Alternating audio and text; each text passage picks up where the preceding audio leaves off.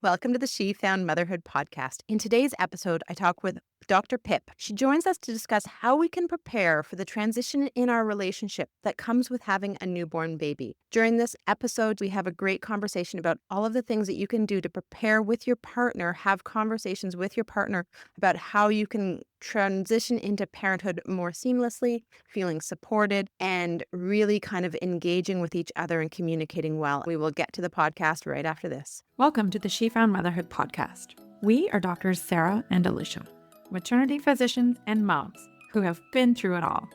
We want to empower you with knowledge so you can have the best pregnancy, birth, and postpartum experience you can. She Found Health and She Found Motherhood is meant for general medical information only. The content of this podcast is not intended to be a substitute for professional medical advice, diagnosis, or treatment. This information does not apply to every situation. If you have questions or if you've received different advice, please contact your healthcare provider. Always seek the advice of your physician or another qualified health provider with any questions you may have regarding a medical condition. The views expressed by She Found Health and She Found Motherhood and our guests are not representative of any of the institutions with which we are affiliated. Some of our podcast episodes are sponsored so that we can keep getting great info out there to you, our listeners. We only partner with companies that we truly believe in. Some of our links and suggestions may be affiliates, and we would appreciate you using them to help fund this important work. Now let's get to it. Welcome back, Dr. Pip. We are going to talk about how to prepare for our relationships postpartum. So, having a baby is a tremendous joy, but also has some challenges that come with it, both to ourselves physically and emotionally, and to relationships that we're in. We wanted to talk today a little bit about how we can prepare for those potential changes that come up and try to mitigate any not greatness that could arise from that. Why don't we get into it, preparing for postpartum relationships? Yeah, so I am quite passionate about this topic because I think it's, again, one of those things that we don't prepare people for in their transition to parenthood. And then once you become a parent, it starts to get whispered behind closed doors with your friends. Oh, did anything like this happen in your relationship? Do you find you're fighting more? Do you feel resentful towards your spouse? And I think really the truth is everyone goes through this a little bit as they transition to parenthood, especially with the first baby, but even subsequent babies, it adds different stresses, different dynamics. And I think it's important to just prepare yourself for the fact that even if everything goes exceedingly well, there's going to be changes in your primary relationship that at times will be tricky. And we know that if you're prepared for that, if your communication with your partner is prepared for that, if you've addressed some of the hot topic issues in advance, you're more likely to go into postpartum with a protected and secure primary relationship, which we all need when we're transitioning to life with a newborn, because it's a bit hectic. It is a bit hectic indeed. Yeah. So one of my favorite resources on this topic is the Gottman Institute, and their data has found that 67% or close to 70% of new heterosexual couples will experience a significant decline in marital satisfaction in the first 3 years after having a baby. Interestingly, this data has not been replicated in non-binary couples. Probably part of that is we don't actually have a ton of data in that population.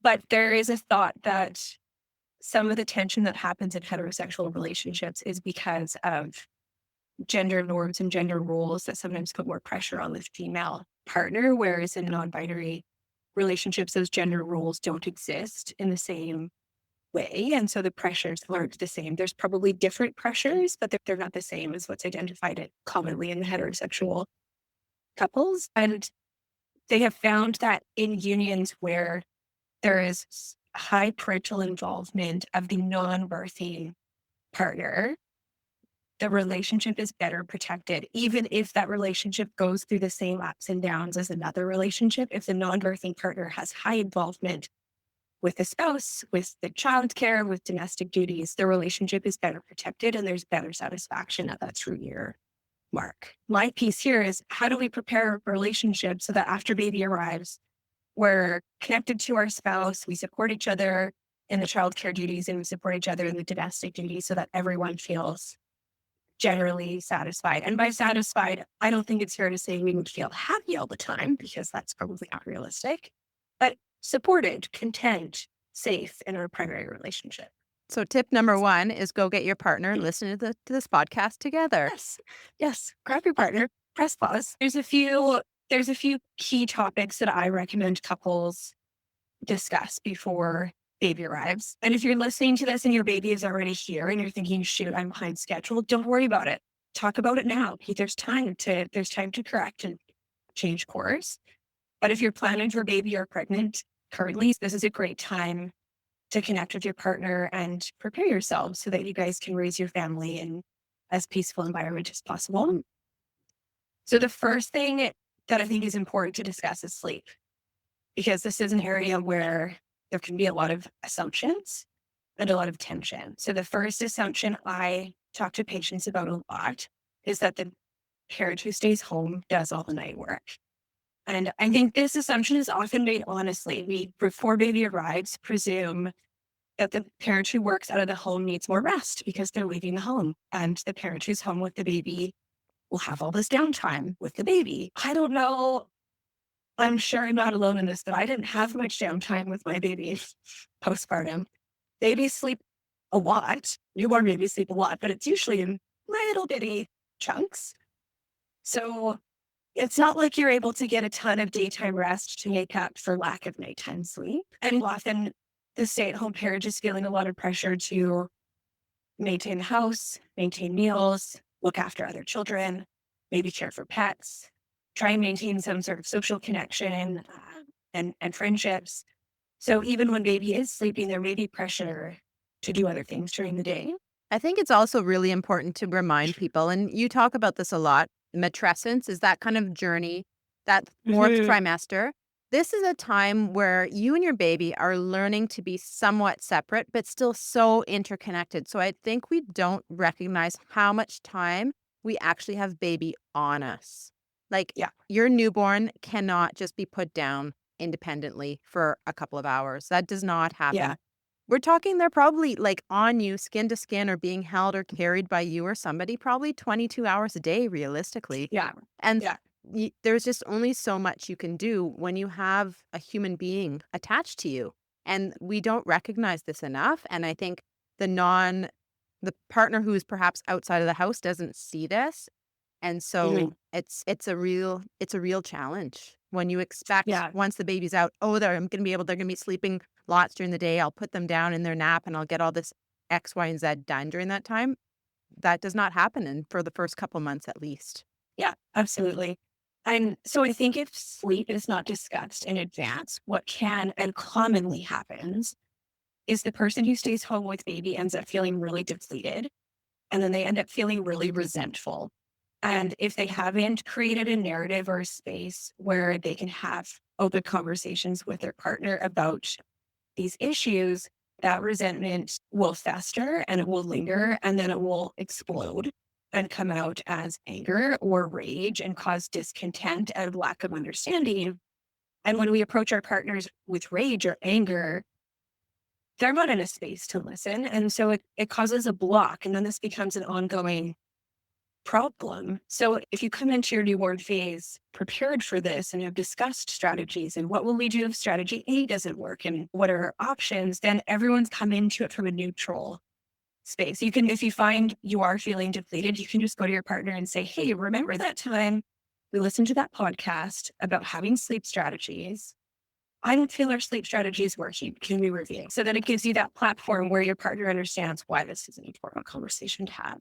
Yeah, it's so good. And there's a reason we did a course on newborn sleep 101 specifically, because it has nothing to do with sleep training. It has nothing to do with any of that. It's all about preparing yourself for what is normal and what is expected in those first few weeks to months with a newborn in regards to sleep, because I don't think any of us are truly prepared going into that period unless we've been through it before. It's such an important topic, and it's such an important topic to have a discussion with your partner and figure out some way of dividing that and making it a little bit more equal. And whether that's on the nights that your partner's not working, they're up and bring you the baby to feed, and then they deal with everything else so that you can at least get a little bit of sleep, that's a great plan. But that may not be enough. So it's really important to start having these conversations early and doing kind of frequent check-ins, which I think you often recommend. Yeah. And I think the important thing is to realize there's no correct answer for what sleep strategy works for your family because every family is different. If the work out of the home partner is a pilot, they probably do need to be sleeping a certain amount of hours before they go fly a plane. If the work from home or work out of the home parent has a more relaxed, casual job that has flexible hours, maybe they can take on more night duties. Or maybe they're a camp worker and they're not home for 2 weeks at a time. And when they are home, they're a full-time night person. And when they're at work, the stay-at-home parent is full-time night person. Whatever strategy works for your family is what works. The important thing is to talk about how you're going to manage things and what you will do if that system doesn't work. What will be plan B? What will be plan C? Who can we call for help if we're both depleted, not functioning? Yeah, exactly. I think that's some great suggestions. Hey, Sarah, Yes, Alicia. did you have any problems with newborn sleep? Oh my gosh, I sure did, especially with my first. Me too. I wish I'd known more about what to expect going into it. I know, and I wish that I had known to create a sleep plan with my partner. I know. How can you support each other to get the sleep that you need while supporting your little baby? Totally. So guess what, guys? That's why we created the Newborn Sleep 101 course. In this course, we discuss what does newborn sleep look like and how can we help support that sweet little baby to become the best sleeper they can. While also supporting you and your partner as you navigate this complex, sleep-deprived time. We talk about how to set up your nursery or your bedroom to optimize both your sleep and your newborn sleep. And we also start talking about how you can start implementing routines and schedules into your day and your newborn so by the time they're 3 or 4 months, it's well established. Because guess what? That's when they start to really need it. If you're interested in learning more, head to our website, www.shefoundhelp.com/courses. We hope that you get better sleep than we did. So tip 1, tip 1, listen to this podcast together. Yeah. Tip 2, start talking about sleep strategies before you have your baby or when you have your Or baby. now, anytime. Whenever. Yeah. Number 3. Number 3, so it's really important that both partners feel supported in accessing self-care time. And this is a huge issue that postpartum moms often talk to me about in private and have never mentioned to their spouses, that they feel a lot of resentment that they're home Monday to Friday with a newborn. Their spouse comes home on the weekend, spends 5 hours golfing, out for a bike ride, whatever, on a Saturday. Comes home, takes a long shower, has to tidy themselves up. So it's been 6 or 7 hours before they've engaged with the family. And when they're engaged with the family, they're great. They're really engaged, but they feel like they have been alone for another workday while their spouse does this sort of hobby recreational pursuit. And then there isn't a reciprocal setup, either because the spouse is not prepared to look after the children for that length of time, or because mom is breastfeeding and she can't be a major baby for that length of time. And again, this is one of those issues that can seed resentment. And if you don't prepare for it and talk about it, it can come out in an explosion and kind of end up being these tit for tat arguments that don't make anyone feel good. I actually really love the book Fair Play by Rodsky on this topic because she really helps give you the language to have these conversations within your family unit.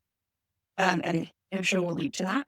But essentially what I think is important to understand is make a list of what each of you needs as basic needs to function.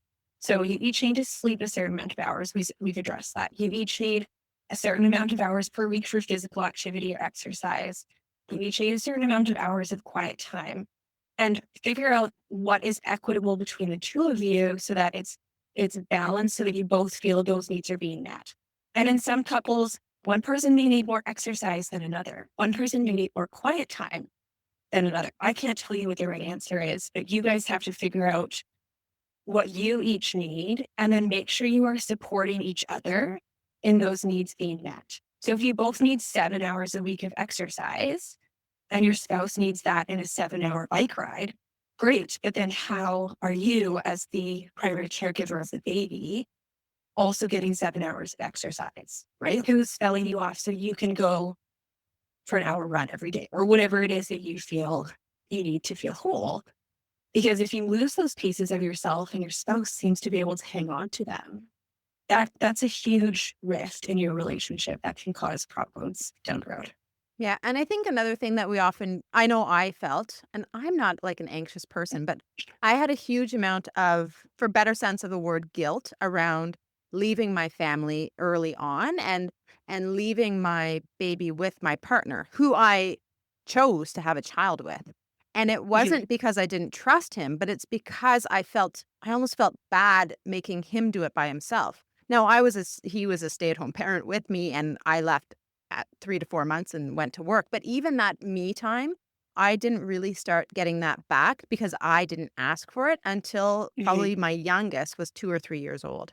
And so I Yeah. think part of it is we have to, if we're not willing to ask for it, we also have to question what's going on within ourselves that's not allowing us to do our own self-care time. And Yeah. my partner was super supportive. He's, go, leave. I'm fine. I got this, right? But I couldn't do it for whatever was going on in myself. So I think there's definitely two sides to every story. But making sure that you're having those, again, it's having those conversations and communicating Yeah. around that with your partner, but also feeling like it's okay for you to take care of yourself. Yeah. And I think women in particular have a hard time putting themselves first. So I think if it helps your mindset, focus on the fact that it's important for your baby to have a one-on-one connection with their other parent as well. They need to be able to trust that other parent to look after them. And if you're always there to, correct things or fix things or intervene, they're not getting the opportunity to trust that other parent. And that other parent is not having the opportunity to develop their own parenting skills independent of you. And you've chosen this person to have a child with. They obviously have a level of competency and skill and trustworthiness that you decided you care for. So give them that chance. And the first few times you step out away from your baby, it will feel scary. Maybe you only manage 10 minutes. That's okay. We start small and we work up. But you do need that time to connect with pieces of yourself that are more than just mom. Yeah, agree. Agree. And your spouse needs that time to connect with pieces of themselves that are more than a parent as well. Yeah, exactly. So supporting each other in that, whatever that is that you need. And that may not be right off the bat. It may Yeah, not be a 7-hour bike ride off the bat. It may be a 1-hour bike ride that your partner can go on, totally. but negotiating that out and making sure that you're then getting 7-10 minute episodes to go have a nice relaxing bath or read a book or talk to a friend on the phone Exactly. without being interrupted. So whatever that looks Exactly. like, yeah, start And small. if you're finding yourself in the weeds with resentment around issues like this, because it is super common, try and chat with your partner during a time that is out of tension, during a quiet time when everyone's feeling relatively positive. Come at them from a place of, look, I have been feeling resentful towards you recently. I don't like feeling that way.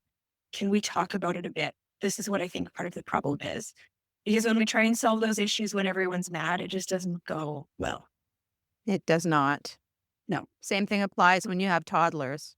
Don't try to talk to them when they're screaming. Gotta go through the tantrum. Yeah. What's next on your list, Dr. Pip?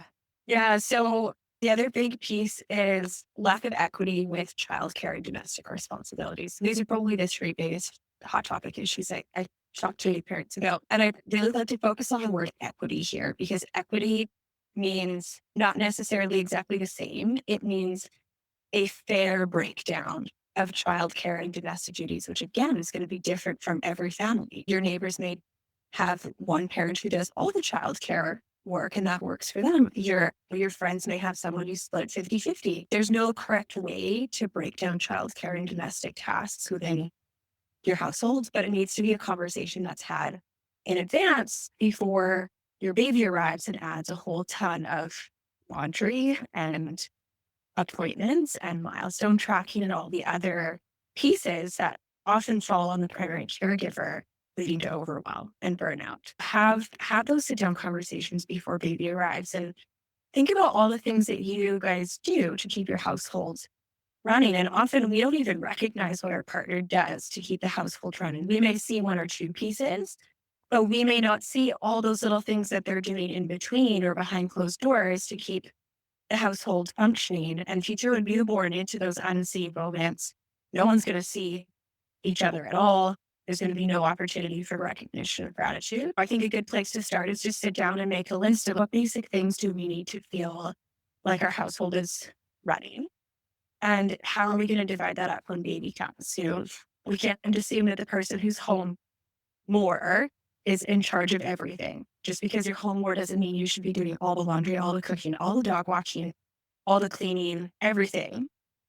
You'll end up exhausted and burnt out. So what is the division between the household? How does that look? Does it mean one person does more Monday to Friday and someone else takes on more on the weekend? Do you maybe outsource some of that work initially in the early newborn phase so that you both have a little bit of downtime?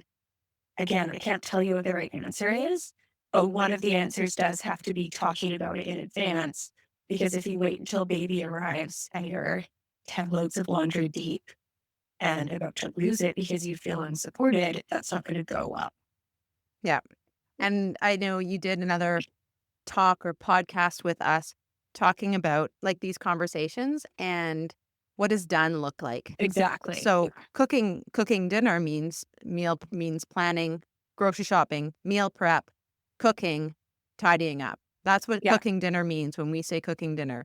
Laundry means like gathering the laundry, putting it in, switching it over, taking it out, folding it, putting it away. That's what done looks like in our house. Exactly. Right. Yeah. And that was such an interesting perspective because it's in our family and a lot of what we do comes from our family of origin. So in my family of origin, cooking dinner meant cooking dinner and then the other person cleaned up.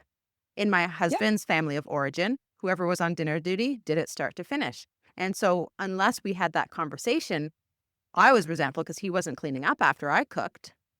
Yeah. And so it was just, we come with our own perspectives. And so we need to have these communications and we need to understand what that looks like from each other's perspectives if we're going to succeed. Yeah. And I think that coming at those conversations on the assumption that your partner means the best is a good place to start. And that those areas where you're butting heads or miscommunicating are because of just different perspectives on what done looks like. And sometimes we have to come to a place where one person's standards are lowered and one person's standards are raised. And we just have to accept that's the way things are going to be for now.